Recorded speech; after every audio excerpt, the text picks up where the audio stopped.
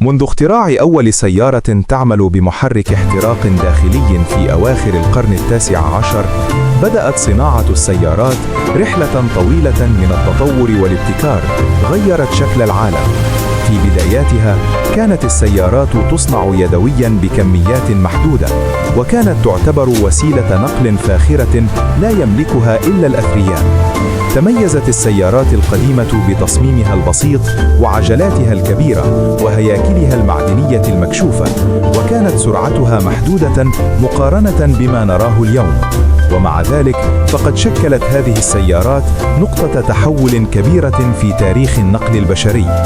في أوائل القرن العشرين شهدت الصناعة ثورة حقيقية مع ظهور خطوط الإنتاج الضخمة، مما سمح بإنتاج السيارات بكميات أكبر وبتكلفة أقل.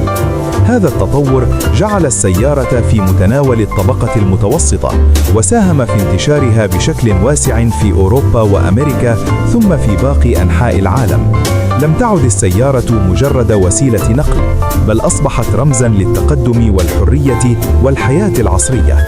ومع مرور العقود تطورت تصاميم السيارات بشكل ملحوظ، أصبحت أكثر انسيابية وأناقة، وتم تحسين المحركات لتكون أقوى وأكثر كفاءة. كما بدأت الشركات تهتم بعوامل الأمان مثل المكابح المتطورة وأحزمة الأمان والوسائد الهوائية.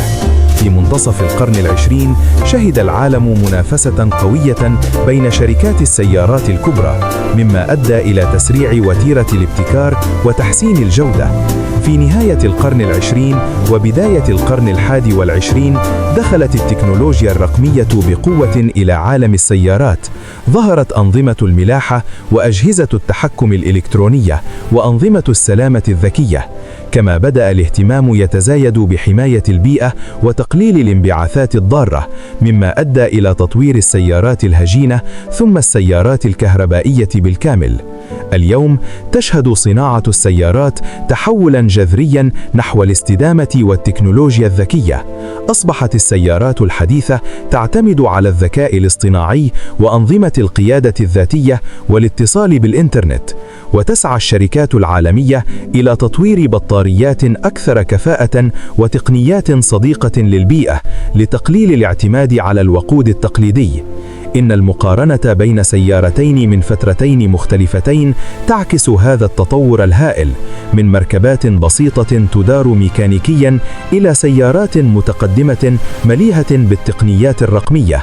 وهكذا يمكن القول إن صناعة السيارات لم تتوقف يوماً عن التطور، بل استمرت في التكيف مع احتياجات الإنسان والتغيرات الاقتصادية والتكنولوجية، لتصبح اليوم واحدة من أهم الصناعات في العالم وأكثرها تأثيراً على الحياة اليومية.